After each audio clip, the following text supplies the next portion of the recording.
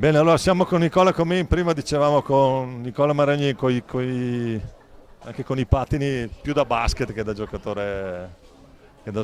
di hockey. Nicola, ti abbiamo eletto prima, non c'è il premio qui in A2, ma ti abbiamo eletto prima MVP del match, una grandissima partita, 3 punti molto importanti per la tua squadra, Valdagno che deve rimandare la questione salvezza all'ultima giornata, però per voi si aprono prospettive importanti.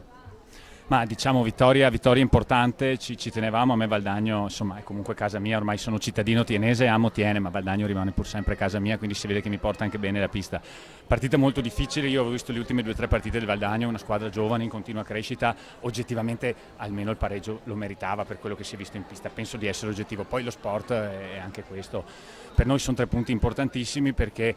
un mese fa eravamo quasi retrocessi, abbiamo vinto la Coppa Italia e adesso addirittura abbiamo la chance l'ultima giornata di provare, non dipende solo da noi, ma provare a vedere se agguantiamo quel 4º posto che qualche mese fa sembrava impossibile. Sì, tra l'altro una classifica incredibile quella di questo girone A, ci sono 6 squadre in 3 punti, perciò anche tutti i discorsi sulla salvezza dove c'è un solo posto disponibile sono ancora tutti molto, molto in bilico. Certo, si deciderà tutto all'ultima giornata, per cui il Valdagno che va a picco, io li ho visti bene stasera, poi per Scaramanzia non diciamo niente, però insomma li ho visti veramente bene, li ho visti bene a Scandiano, quindi Seregno va a Montecchio, e Modena viene da noi, insomma sono tutte gare belle toste, ma sono belle anche la nostra, quella del Bassano per il 4º posto, per capire chi andrà ad affrontare il Breganza, insomma è un campionato molto equilibrato, i nostri 9 pareggi su 19 partite, vado a memoria, qualcosa insegnano sull'equilibrio forse. La pareggita quest'anno ha colpito anche qui la Serie A, qua 10, va bene così. Sfoggiamo questa bella coccarda tricolore, buon lavoro, in bocca al lupo come si dice in questi casi, grazie Nicola.